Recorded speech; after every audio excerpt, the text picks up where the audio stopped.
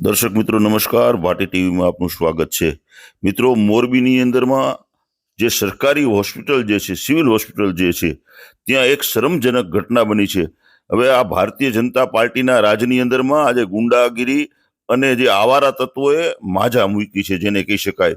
જે civil hospital, સરકારી civil હોસ્પિટલમાં જે દર્દી જે છે, દર્દીની અંદરમાં હિચકારો હુમલો થાય છે, પણ કોઈ માયનો લાલ ત્યાં એને પકડતું નથી કે કોઈ કરતું નથી।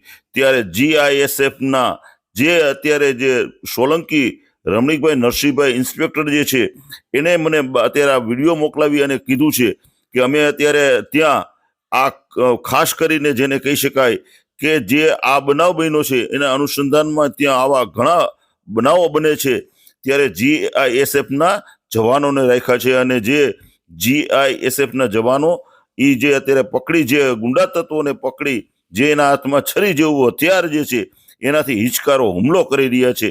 ત્યારે તમે જોઈ શકો છો કે જો દર્દીની જો કોઈ સલામતી ન હોય અને આ રીતે બેફામ અત્યારે મોરબીની અંદરમાં ગુંડા તત્વો ફૂલા ફાયલા છે, ત્યારે પોલીસ ક્યાં છે એ પણ અત્યારે પ્રશ્ન થાય છે અને સરકારી તંત્ર ક્યાં છે એ પણ પ્રશ્ન થાય છે। માણસોની કોઈ સલામતી જેવું કંઈ છે નહીં। અત્યારે રાજકીય માણસો પોતાના રોટલા શેકવામાંથી નવરીના નથી થતા અને પબ્લિકના પ્રશ્ને માણસો કોઈને રસ નથી, ફક્ત રાજકીય રોટલા શેકો અને મજા કરો।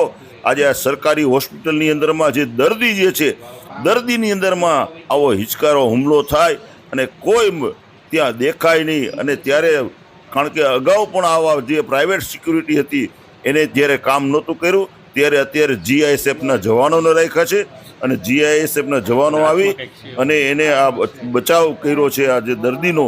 ત્યારે ખરેખર એમને પણ આપણે ખૂબ ખૂબ અભિનંદન આપવા પડે અને પોલીસ તંત્રએ હવે જાગવાની જરૂર છે, કારણ કે જો આ સરકારી હોસ્પિટલની અંદરમાં જે આવારા તત્વો આવી રીતે જાહેરમાં આવીને જે આ તમે CCTV ફૂટેજની અંદરમાં તમને જોવા મળે છે, આ વિડીયો વાયરલ થયો છે અને તમે જોઈ શકો છો કે કેટલી બધી લાપરવાહી છે। આટલા માણસો હોવા છતાં પણ જો બે બિન રોકટોક તમારે છરી જેવા હથિયારો લઈ અને જે આ રીતે દર્દીને મારે છે, એ પણ એક શરમજનક ઘટના છે।